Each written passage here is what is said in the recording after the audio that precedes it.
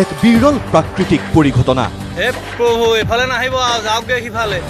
এক অকল্পনীয় অবিশ্বাস্য দৃশ্য কেতিয়াও নেদেখা দৃশ্য দেখা গ'ল এইখন অসমৰে নগাঁৱত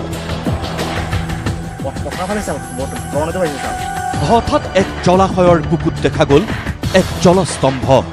কিমান ডাঙৰ চা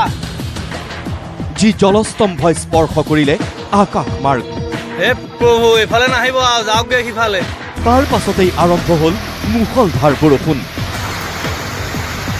পুনৰবাৰ চাওক এই দৃশ্য যি দৃশ্যই সৃষ্টি কৰিছে কেৱল ৰহস্য আৰু ৰহস্যৰ কিহৰ কাৰণে হঠাৎ এটা জলাশয়ৰ বুকুত দেখা গ'ল এই জলস্তম্ভ জলাশয়ৰ বুকুত কেনেকৈ সৃষ্টি হৈছিল এই জলস্তম্ভৰ শুনক প্ৰত্যক্ষদৰ্শীৰ মুখেৰেই পানী ঘূৰি ঘূৰি ওপৰলৈ উঠিছিলে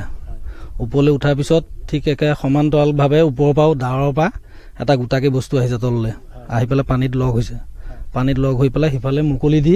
য'ত মেটেকা নাই সেইফালে দি চলি গৈ আছে নাই দেখা নাই জীৱনত দেখা নাই এই পৰিঘটনাৰ আঁৰত আচলতে কি আছে কি কাৰণে সৃষ্টি হ'ল এই জলস্তম্ভৰ